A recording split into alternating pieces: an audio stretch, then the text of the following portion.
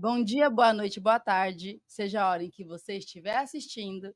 Esse é o videocast Feminismo e Marxismo do Esquerda Diário e do Pão e Rosas. Esta generación tiene la revolución. No tenemos miedo. Oi, gente, olha aqui a gente de volta, dessa vez debatendo a questão da escala 6 por 1, à luz de alguns dados da realidade da classe trabalhadora no Brasil e pegando um dos processos mais importantes da história da classe trabalhadora brasileira, que foi a Greve Negra de Salvador de 1857, registrada até onde se sabe como a primeira greve da história do Brasil, protagonizada por uma categoria do mundo do trabalho escravizado da época, que eram os ganhadores, um tipo de trabalho comum entre negros escravizados e livres. A gente vai nesse episódio discutir a relação entre a luta dos negros, das mulheres e a reivindicação histórica da redução da jornada de trabalho e como isso tudo se materializa numa realidade hoje e que em escalas como a 6 por 1 e as jornadas mais longas de trabalho tem cor negra e é de uma maioria de mulheres e LGBTQIAP+.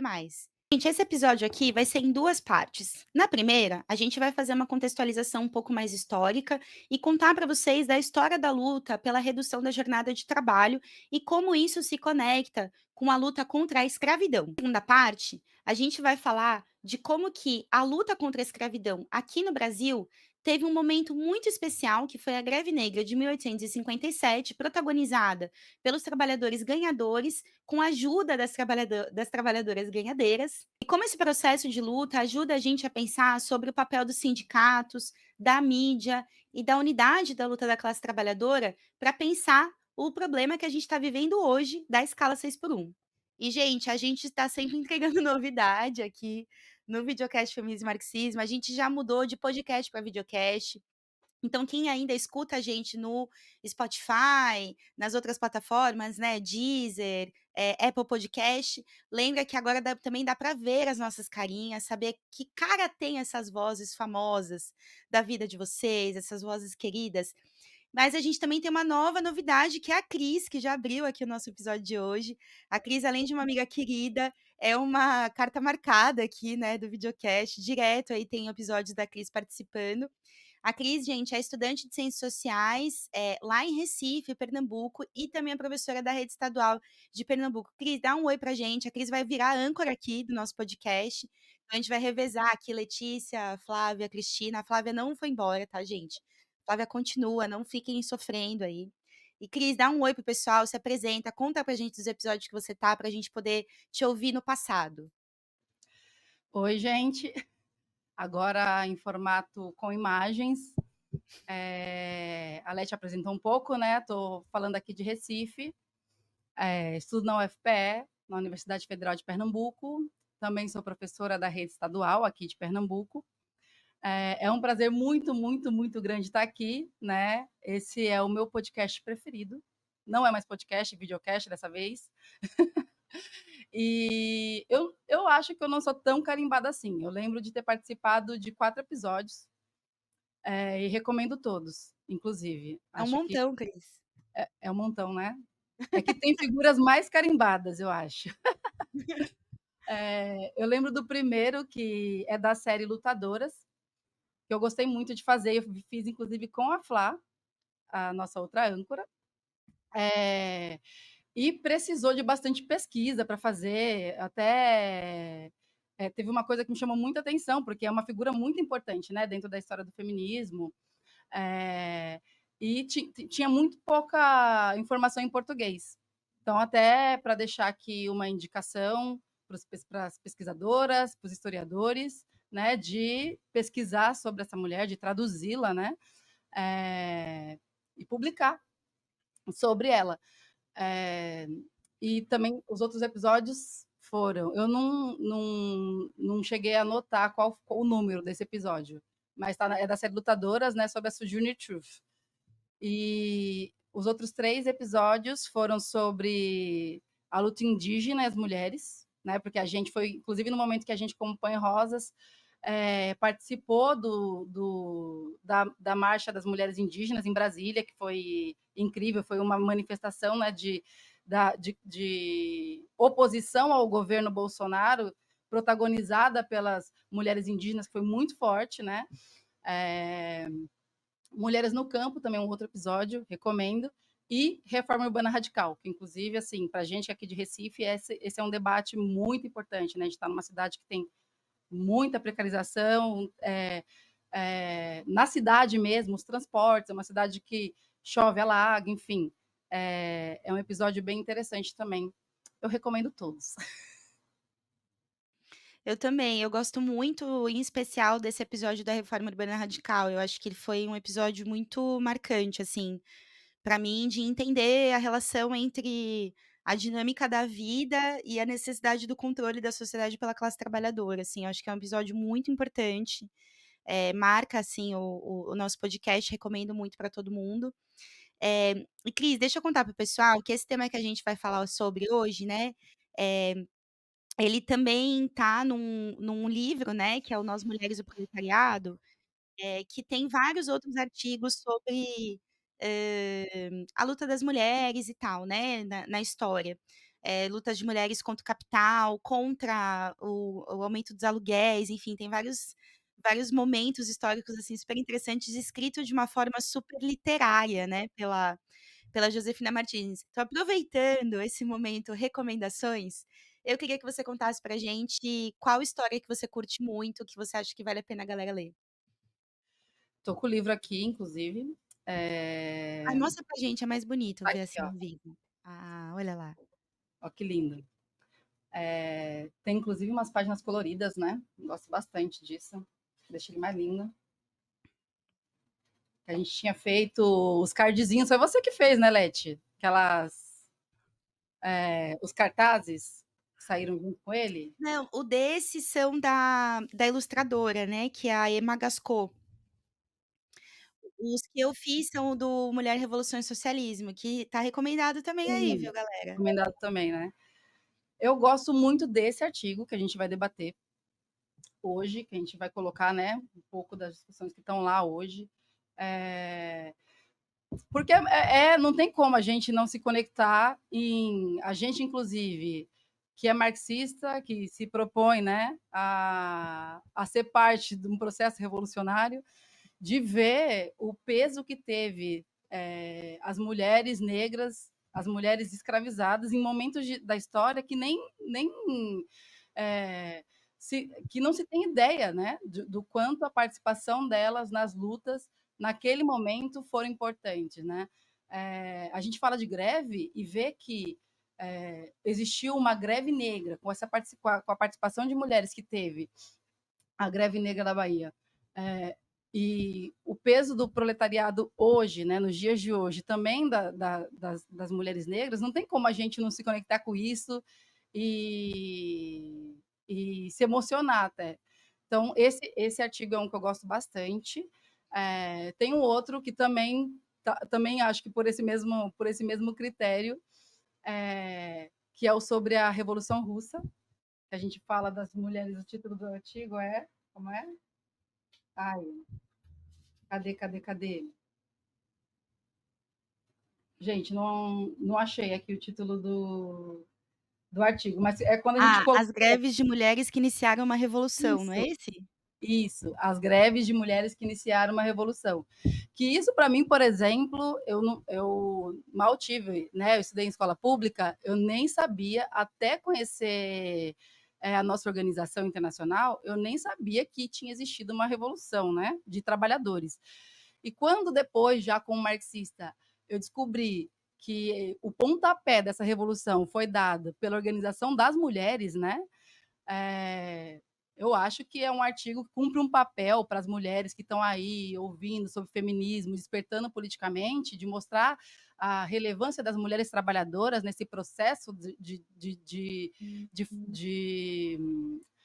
colocar a força das mulheres, né, em movimento. Eu acho que é muito forte, né? Para mim, pelo menos, como quando era uma jovem que estava se reivindicando feminista, conhecer a história da Revolução Russa foi muito forte. Então, recomendo muito para as companheiras aí, para as nossas ouvintes que estão acompanhando, lerem esse artigo.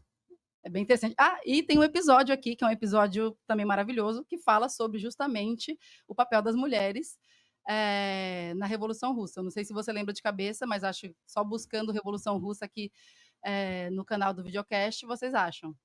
Podcast, né, porque a gente ainda não tinha vídeo. É. Ô Cris, eu tô toda arrepiada aqui, eu vou falar, porque eu achei muito forte isso, né, realmente, assim, não é um tema do ensino básico contar pra gente que a gente teve uma revolução da classe trabalhadora, né, tipo, isso não tá na escola. Então, gente, tratem com carinho esse videocast que conta pra vocês o que a escola não conta, porque a gente faz questão de trazer aqui pra vocês, essas histórias que, servem para empoderar a nossa classe do ponto de vista do poder de verdade, né, que a gente entender a importância que teria para o destino da vida humana, da vida planetária, que a classe trabalhadora tivesse poder da sociedade e não os Elon Musk, esses imbecis, né, que dominam as decisões do mundo e estão só fazendo merda, né. Eh, Muito forte, assim, eu queria mostrar pra galera, porque a Cris falou das ilustrações, eu não tenho as ilustrações aqui pra mostrar na tela, né, pra vocês, mas vou só trazer uma aqui, que tá dentro do livro, pra vocês terem uma pitadinha, de como é incrível, assim, né. Esse aqui é da greve do Pão e Rosas.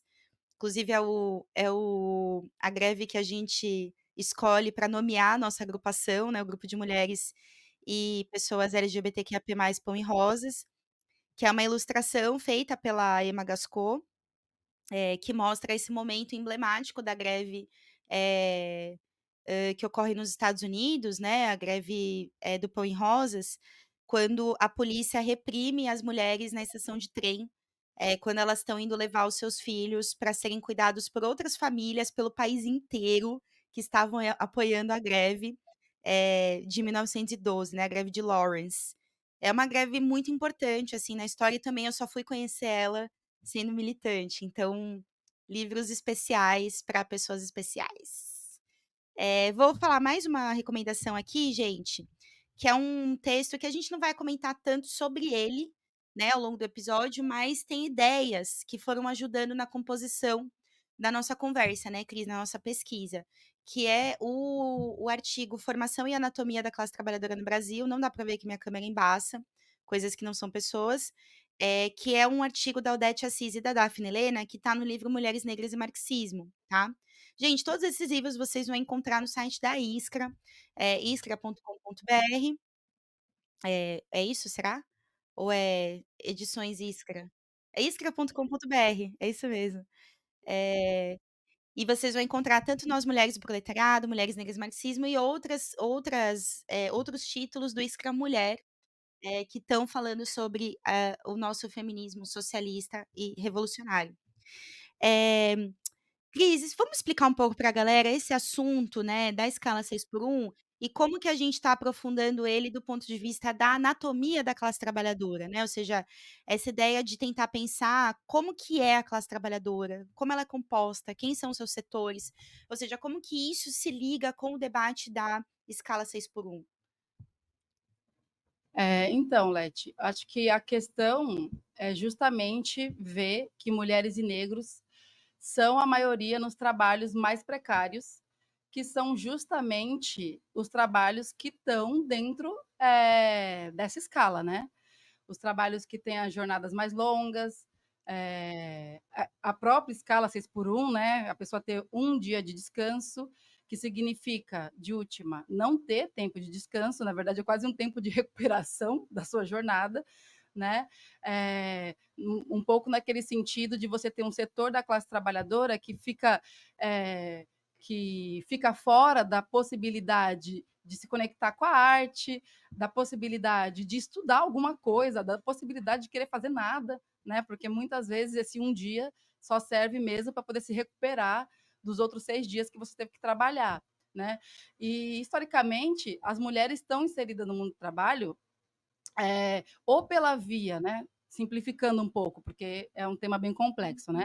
Ou pela via de fazer os trabalhos mais pesados, como a gente vê, como a gente vai estudar o período da escravidão, ou de substituir o trabalho dos homens, né, um trabalho industrial, um trabalho comercial, a partir de mudanças econômicas produzidas pelas guerras, por exemplo.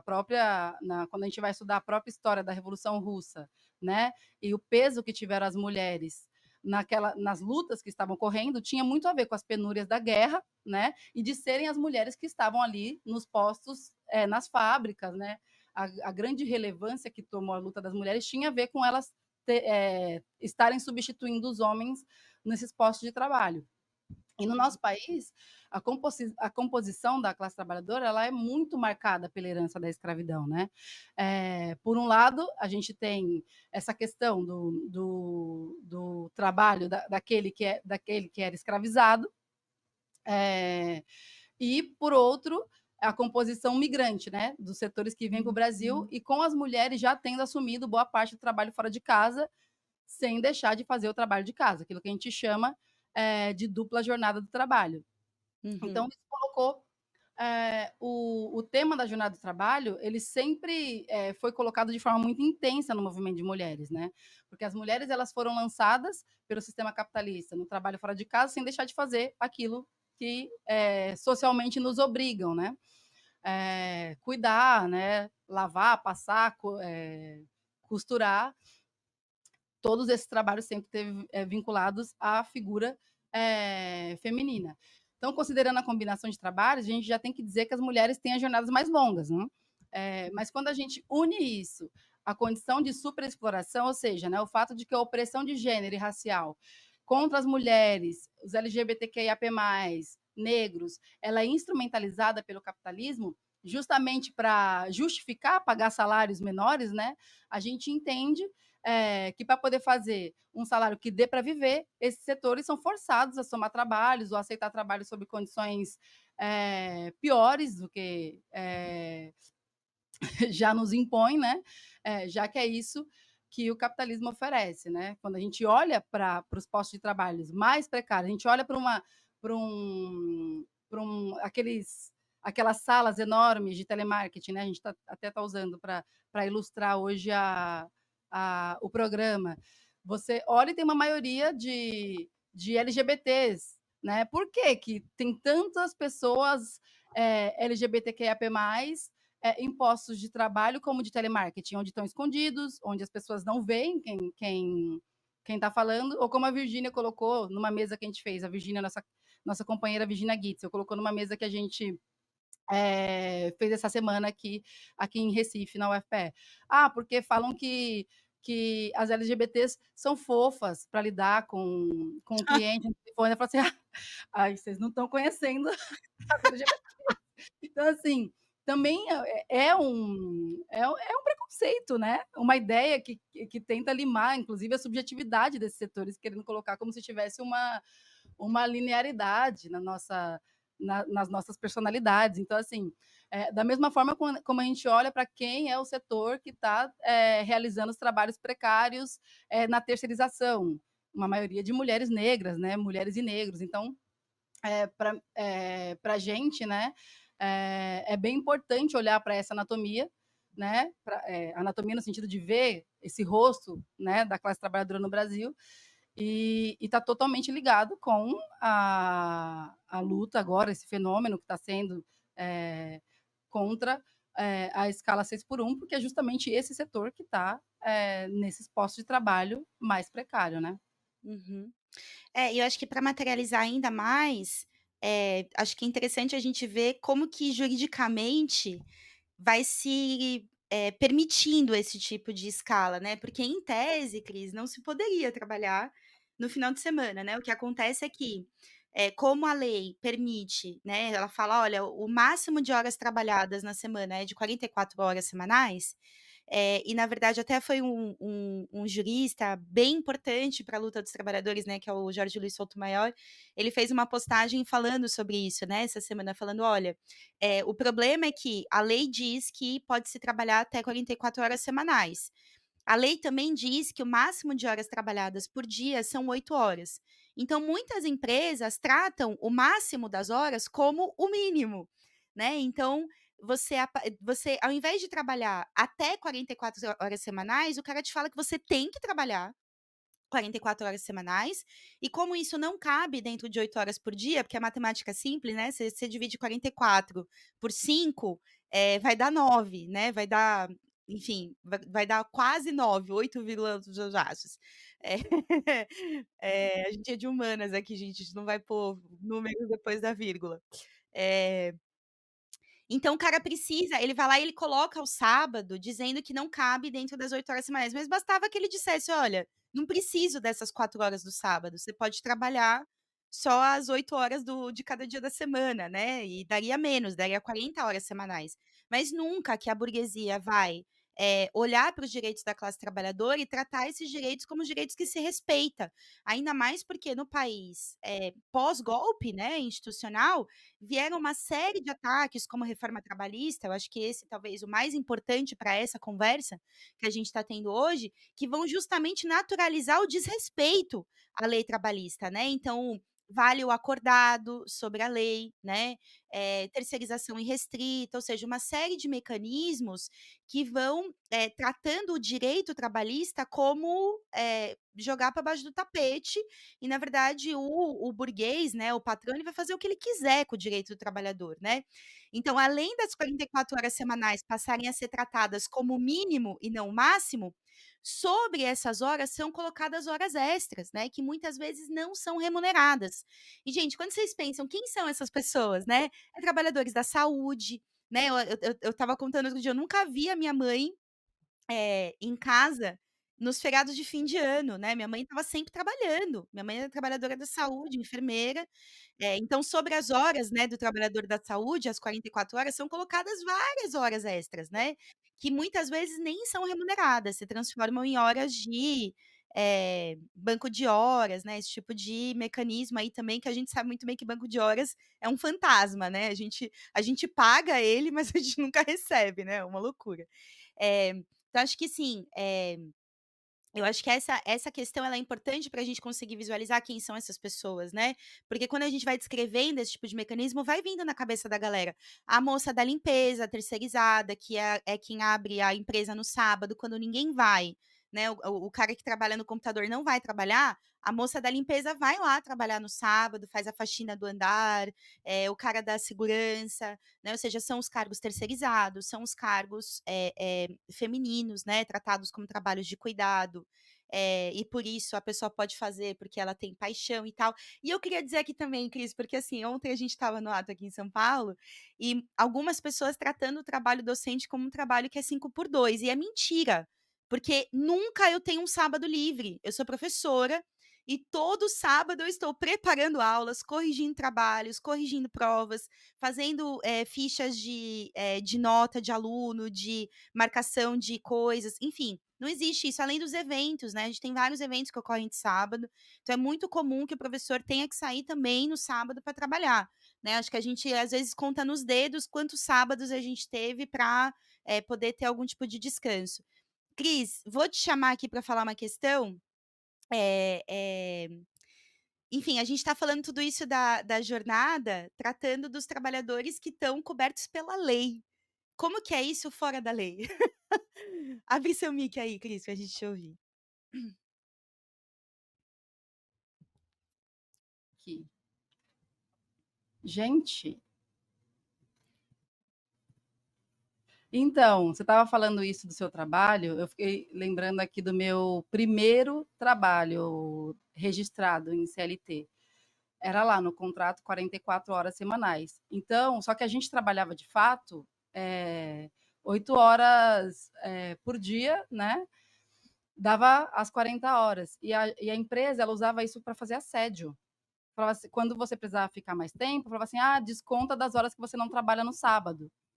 E eu, muito inocente, comecei a trabalhar muito jovem nessa empresa, falei assim: "Ah, olha só", né, achava estranho, mas até que um momento eu falei assim: "Não, então eu vou vir trabalhar no sábado, vocês abrem a empresa?". Não, porque assim, eles não precisam dessas 4 horas e utilizam isso como assédio, porque fazem banco de horas, que já foi um ataque, né, o banco de horas, ele já é um ataque aos direitos trabalhistas, e as empresas utilizam para assediar, porque na realidade eles não precisam dessas 4 horas, aí eles criam essa ideia de banco de horas e fala que vai descontar das horas que você está devendo, que você não vai trabalhar no sábado, né, são ridículos. Então, Safadeza. eh essa lógica que a gente vê, né, nos trabalhos via CLT, como você colocou, que são os que estão regulados por lei, como esse exemplo que eu acabei de dar, fica muito pior quando a gente está falando de trabalhos que não estão regulados pela CLT, né, que inclusive são grandes discussões que a gente tem agora, né, quando a gente discute trabalho na sociologia, que são os trabalhos via aplicativos, que os trabalhadores nem são considerados trabalhadores, né, são empreendedores, Uber, iFood, né? São facilitadores, né? Ninguém explica, então, por que, que eles ficam com uma fatia enorme do trabalho, né? Desse batalhão de trabalhadores que, na verdade, são trabalhadores precários ou desempregados que encontraram nisso uma solução, né? Na verdade, essas empresas de plataforma são os grandes parasitas de trabalhadores em situação de precarização, né?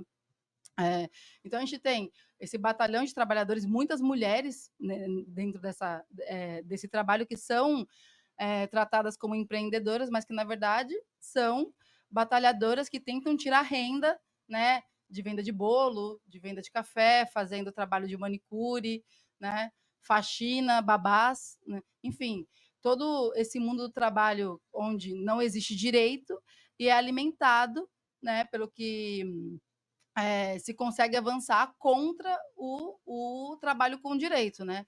E por isso são dinâmicas que se retroalimentam. E se retroalimenta em que sentido? Eu vou usar o exemplo de um amigo que ele está buscando um trabalho agora. Ele foi num restaurante que chamou ele para uma entrevista. Ele foi assim, achando, nossa, agora resolvo o problema de ficar sem trabalho. Foi todo feliz lá, porque inclusive era um restaurante perto da casa dele, enfim. Aí chegou lá, o patrão foi falar da escala de trabalho. Ah, são 3 turnos no dia, o restaurante funciona das 8 às 22, então os turnos eram 7 às 10, 12 às 16, 17 às 24. Tinha sempre uma horinha entre os turnos. Somando isso, dá 14 horas total, né? Quando ele me falou, pensei, tem várias opções, né? Você pode trabalhar das 7 às 10, ou das 12 às 16, ou das 17 às 22. Vai dar para você continuar estudando, né? Que ele também faz ciências sociais aqui na UFPE. E, na realidade, era uma vaga para ele trabalhar os 3 turnos, todos os dias, ou seja, o patrão, assim, O oferecia quê? é, esse trabalho maravilhoso, que pagava, se eu não me engano, um salário mínimo, e era para trabalhar 14 horas no dia, né? Assim, gente, como pode ser? Você trabalha o dia inteiro, que hora que essa pessoa ela faz um exercício? Que hora que ela lê um livro? Que hora que ela lê uma poesia? Que hora que ela, sei lá, se apaixona? Você tira toda a possibilidade, porque você só vai trabalhar e descansar, né? E quando a gente, inclusive retomando, né, a nossa luta histórica foi por 8 horas de trabalho, 8 horas de descanso, 8 horas de ócio. E agora, assim, o que está oferecendo é 14 horas de trabalho. E quando a gente olha, inclusive, eu não sei se você costuma conversar com os trabalhadores, né, da Uber, né, os motoristas. Esses caras trabalham, fazem esse tipo de jornada, né? 12, 14, 15, né? Tem até uma pesquisa que a gente fez com os entregadores, eu lembro, em 2019, no Esquerda Diário, que colocava que esses jovens, né, uma maioria de jovens negros, trabalhava 15 horas por dia, né? E, na verdade, né, essas pessoas se submetem a isso também porque a, a própria reforma trabalhista, ela que está sendo mantida, né? Acho que isso é importante a gente colocar, a reforma trabalhista que a gente fala do golpista, do Temer, mas que está sendo mantida é, em gênero, número e grau pelo governo do Lula e do Alckmin, né? Ela veio para arrebentar ainda mais o regime de trabalho. Aquilo que eu estava falando do assédio da empresa, que eu trabalhava como CLT, né? Agora a gente vai ver o trabalho intermitente tá legalizado lá por lei, graças à reforma. Então, isso que esse meu amigo viveu está regulamentado, está ok. É como falavam na época que queriam aprovar a reforma, né? O trabalhador ele opera a máquina com uma mão e come o sanduíche com a outra. Tipo, eh, e eu acho que isso é um grande retrocesso, né. Então, assim, essa reforma marcou um grande retrocesso nas lutas da classe trabalhadora, né. É um retorno ao século XIX, né. E a atualidade das lutas que a gente tá vendo, né, ela coloca, acho que ela coloca claramente essa conexão das lutas históricas da classe trabalhadora com o fenômeno que está acontecendo agora da luta contra a escala 6 por 1, né, que é justamente a luta, eh, contra essa superexploração, né, contra essas jornadas extenuantes da classe trabalhadora.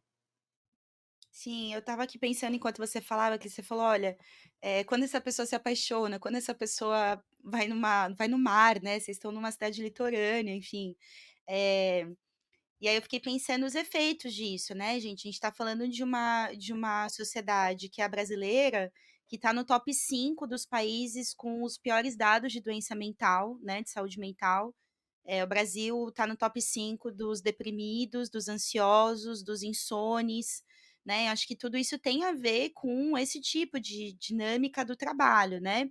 E acho que tem uma questão que é muito forte que para pensar esse tema, né, ontem até, a gente via muitos cartazes, assim, na rua, nos atos, falando, "Eu faço trabalho de 10, aonde estão os outros 9?"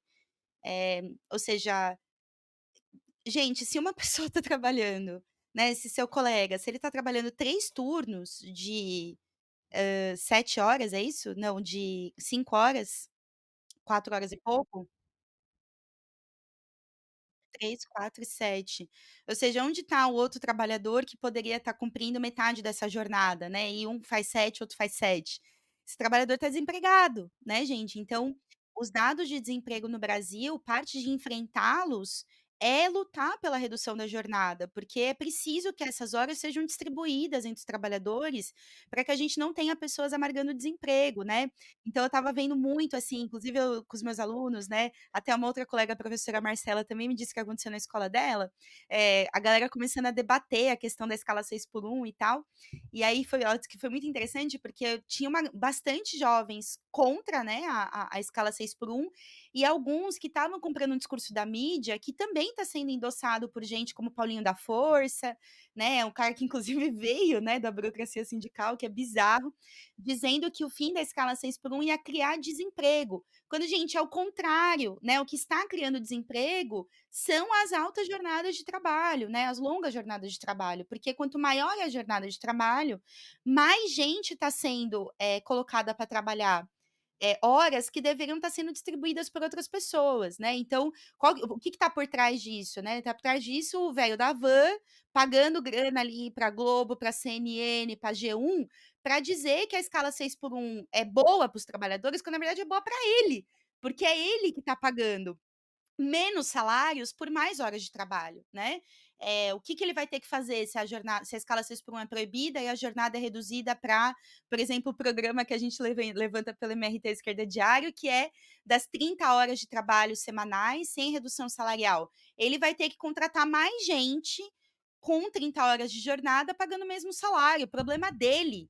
E isso não vai afetar em nada a vida dele, porque o que ele vai perder de lucro não vai impedir ele de ser um dos caras mais ricos do país, né, porque ele já é um dos caras mais ricos do país. Ou seja, o que a escala 6 por 1 faz e a jornada de trabalho extenuante faz, é com que a ausência de descanso de alguns se transforme no descanso absoluto de alguns poucos, né, enquanto são milhões sem descanso, a gente tem um punhadinho de 100 aí que descansa o dia inteiro. O velho da van não faz nada, ele só descansa.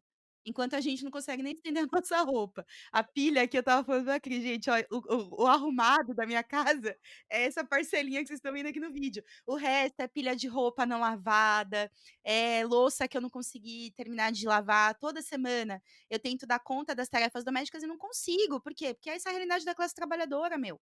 A gente não consegue dar conta de nada e vai adoecendo, achando que é tudo culpa nossa. Aí vem o Pablo Marçal aí na eleição aqui em São Paulo, dizer que a culpa é nossa, que a gente é mal sucedido, que a gente não sei o quê, porque a gente não tá projetando sucesso. Bom, ele projetou que não ia ter segundo turno, não teve para ele, né. Agora assim, a questão aqui, gente, é que não é que se trata da gente projetar o descanso e tal, se trata da gente conquistar direitos para igualizar os direitos da classe trabalhadora e a gente todo mundo poder desfrutar do descanso, né, e não achar que fulano ali consegue descansar porque ele projetou e ele foi bem-sucedido, não é assim que funciona, né, a gente precisa conquistar direitos que, transformem a realidade da classe trabalhadora de conjunto, assim. Eu ia só comentar uma coisa, Cris, essa semana eu estava ouvindo um episódio do Café da Manhã, podcast da Folha de São Paulo, e eles receberam a Rosana Pinheiro Machado, acho que é esse o nome completo dela, eh, e ela estava falando sobre, quem que é esse empreendedor, né, que Pablo Marçal e os coaches ficam falando e tal. E na verdade todo esse discurso do empreendedorismo, ele é bastante uma ideologia a serviço de dar sentido para esse desespero que algumas pessoas estão vivendo de não estar coberto por direitos trabalhistas, porque não estão em trabalho CLT, né, e aí tem que se virar vendendo bolo, fazendo manicure, indo na casa das pessoas fazer faxina, limpar, organizar, né, eu conheço muitos artistas que trabalham dessa forma, né, como empreendedores, né, por exemplo, a minha tia que é uma marceneira, que a minha tia trabalha todos os dias da semana, assim, ó, fora do relógio, entendeu. E na verdade é uma galera que, eh, a burguesia tenta colocar esse discurso do empreendedorismo para essa pessoa sentir que ela está agarrando o futuro dela e que toda essa luta vai ser recompensada com sucesso, com riqueza, etcétera, quando na verdade o que essas pessoas estão vivendo, e nesse episódio do Café da Manhã a Rosana fala disso, é uma maioria de mulheres negras, né, que estão sob, regimes de trabalho não cobertos por direitos trabalhistas, tentando lutar para sobreviver, né, então são uma massa de mulheres, em grande maioria, que se leem como empreendedoras, inclusive fazem páginas do Instagram, etcétera, pagam caríssimo cursos de, vigaristas, né, gente picareta como Pablo Marçal, é, como Pablo Marçal, ensinando essas pessoas a serem bem-sucedidas, quando na verdade eu fico pensando assim, né, deveria existir um mercado de trabalho, inclusive do Estado, para garantir a subsistência dessas pessoas, porque são trabalhos necessários, né, eu fico pensando, o CAPS, né, o Centro de Atendimento Psicossocial, não seria muito bom para o CAPS contar com um batalhão de, mulheres que trabalham com saúde, né, com beleza, com cuidados de beleza, para várias dessas mulheres e pessoas que estão, às vezes, em situação de rua, com problemas de saúde mental, né, essas pessoas poderem ter acesso a esse tipo de serviço. O Estado poderia estar remunerando essas pessoas, ao invés delas estarem, nessa situação de desespero completo, né, que elas estão vivendo, assim. Não sei, eu fico pensando muito nisso, assim, né, nesse empreendedorismo que, na verdade, é o nome do trabalho precário, né, Cris? Uhum.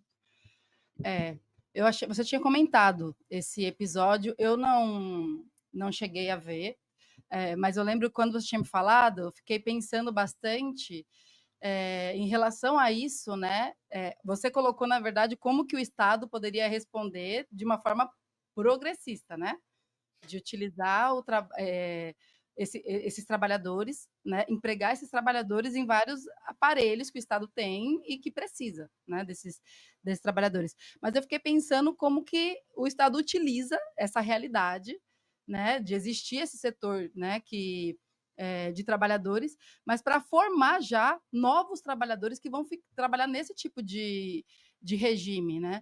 Eu acho que o novo ensino médio, né, esse projeto bolsonarista que foi aprovado também, no governo Lula, no governo Lula 3, ele de certa forma ele dialoga com essa realidade que a Rosana Pinheiro colocou no podcast. Porque assim, a gente tem uma disciplina que chama projeto de vida, e que qual que é a função dessa disciplina? Ensinar empreendedorismo para os estudantes. Os estudantes aprenderem a fazer bolo de pote, né? Tem um programa que vem oficial do Estado e está lá, que parte do que o estudante no ensino médio vai aprender é a ser os cursos, né, que eles oferecem nessa nova carga horária do novo ensino médio, auxiliar de pedreiro. Gente, eu acho incrível o trabalho dos pedreiros, né? O meu pai é pedreiro, construiu nossa casa, mas enfim, a escola está formando os estudantes, inclusive não para ser o pedreiro, né? Para ser auxiliar de pedreiro. Então, assim, da mesma forma como está formando para ser empreendedor de bolo de pote. Então, assim, tira completamente as aspirações da juventude. E porque a gente fala assim, o estudante não tem interesse, é muito difícil dar aula, tem toda a questão da estrutura, né? Eu dou aula para 44 estudantes em uma sala sem climatização, imagina, né? E, mas a realidade é que eu acho que o estudante olha para a escola e vê assim, o que a escola tem para oferecer, né? Se eu olho lá o programa e está falando que eu vou ser ajudante de pedreiro, que eu vou vender bolo de pote. Eu lembro que eu cresci numa realidade bem pobre, bem precária, mas assim, a gente achava que ia ser sei lá, vendia uma ilusão que a gente sabe, né? Que essa ilusão que a gente, pela via da educação, a gente vai alcançar, vai ter uma ascensão social, mas assim, vendia que a gente ia, sei lá, ser professora, ser médico, engenheiro, advogado, né? Agora o estudante já na escola ele tem que lidar com a realidade de que o próprio Estado ele está se organizando para ele ser um trabalhador precário, né? E eu acho que é interessante quando a gente olha para isso e vê esse fenômeno da escala 6 por 1, porque ela está conectada. Por que é um fenômeno, né? Eu acho que a primeira coisa que a gente precisa pensar é um fenômeno justamente porque se conecta de uma maneira muito sensível com as coisas que a classe trabalhadora está vivendo, está sofrendo, né? Foram muitos ataques que passaram nos últimos anos. Então, ela é como que ela é uma reação à condição que esses ataques deixaram a classe trabalhadora. Eu acho que é muito interessante quando a gente olha para a história da luta pela redução da jornada do trabalho e como que ela também marca a própria história da construção do marxismo, né? Tem textos do Marx comentando a relação entre a luta contra a escravidão nos Estados Unidos, né, com a luta pela redução da jornada do trabalho, né? Tem inclusive um trecho muito famoso que está no Capital, né? Acho que a obra do Marx depois do Manifesto, que é tão lido quanto a Bíblia, mais famosa, que fala justamente, né, que o trabalho do pele branca ele não vai poder ser emancipado, onde o trabalho de pele negra é marcado a ferro, né? É efeito, inclusive, da experiência do Marx com o que ele viu na Guerra Civil nos Estados Unidos, porque ele acompanhou bastante, né? Porque ele escrevia para o New York Tribune. Então, essa frase do Marx, ela pode ser lida de várias maneiras, né? Para ele significava entender que a luta pelas condições do trabalho na Europa só era possível ser feita a partir de superar a escravidão, que os trabalhadores brancos europeus eles precisavam apoiar, lutar em conjunto, né, com os trabalhadores com os trabalhadores escravizados, né, o que a gente estava vendo era justamente esse embate entre um setor burguês, entre dois setores burgueses, né, nos Estados Unidos. Então, na lógica do Marx, o trabalho posterior à guerra dizia respeito a levar a revolução adiante, né, avançando contra os capitalistas do norte, onde eles iriam parar justamente em ver os direitos trabalhistas, o que para ele não era simplesmente uma luta por direito, né? Na chave reformista, de pouco a pouco, você vai somando direitos e a gente vai conquistar a revolução, né? Não era isso, né? Para ele, o principal combate dizia justamente respeito à jornada de trabalho, uma luta aberta e sangrenta contra a exploração capitalista, buscando diminuir ainda mais a fatia da mais-valia que sai do nosso trabalho e vai para enriquecer os patrões, né? Ou seja, né, a conquista contra a escravidão, ela emerge da conquista contra a escravidão, vai emergir a luta pela redução da jornada de trabalho. Ele, né, via bem conectada essa questão. Eu acho muito emocionante, Cris, esse resgate da obra do Marx, porque, inclusive, se escondeu por muito tempo, né, o quanto Marx estava, olhando para o processo da Guerra Civil nos Estados Unidos e muito entusiasmado com o fato de que se podia conquistar a liberdade, dos escravizados, assim. Tem um episódio desse processo que eu acho muito interessante, eh que o fato do Marx estar vendo a importância da luta contra a escravidão e estar debatendo isso na Europa, levou a que ele desse uma luta política contra, os reformistas, né, que estavam nos sindicatos, estimulando uma certa, oposição dos trabalhadores ingleses à guerra nos Estados Unidos, dizendo, né, o que o reformismo dizia? Que os trabalhadores estavam com fome na Inglaterra, porque os negros estavam lutando por liberdade nos Estados Unidos, então tinha que acabar essa guerra, né, porque gerou uma crise do algodão e etcétera. E o Marx ele vai olhar para isso e vai falar: "Não, o proletariado inglês precisa apoiar, a luta contra a escravidão, precisa apoiar o norte na guerra, porque daí, vai surgir melhores condições para a classe trabalhadora a nível mundial", né. Então essa lógica que a gente vê hoje, né, gente, o racismo, quando ele pressiona os direitos trabalhistas das massas negras, ele também pressiona o conjunto da classe trabalhadora a ter menos direitos, né, porque, o fato de ter um cara desempregado ou em trabalho precário, entregando comida com a bicicleta, sem direitos e tal, isso faz com que toda a classe trabalhadora tenha medo de viver essa situação. Então todo mundo eh eh, se se disciplina a viver com menos direitos pelo medo de, se tornar um trabalhador precarizado ou por ver um trabalhador naquele momento escravizado, né. E é dessa camada de trabalhadores que vão apoiar a luta contra a escravidão, né, na Inglaterra, que vai surgir a AIT, né. Então a primeira internacional operária, né, que é a Associação Internacional dos Trabalhadores, a AIT, ela é fundada pela vanguarda de trabalhadores ingleses que apoiou a luta contra a escravidão. Gente, isso é muito bonito, né. Eu acho isso um dado histórico tão forte, assim, tão bonito. Fala, Cris, fala. Leva esse episódio adiante aí que Não, eu não, tô não. impactada aqui. Não, eu acho que isso já ajuda a gente a aterrissar aqui, né, no Brasil, Leti. Acho que ajuda a mostrar como essas lutas elas vão acontecendo em paralelo, né. Eh, como lutas tipicamente operárias, ou seja, né, que são respostas da acumulação capitalista, que foi se nutrindo da escravidão, vai produzindo, um proletariado industrial e urbano que está conectado no mesmo momento histórico com as lutas pela abolição, né? Que vai tendo, inclusive, assim, sua própria versão operária, né? E como esses dois movimentos eles vão se influenciando.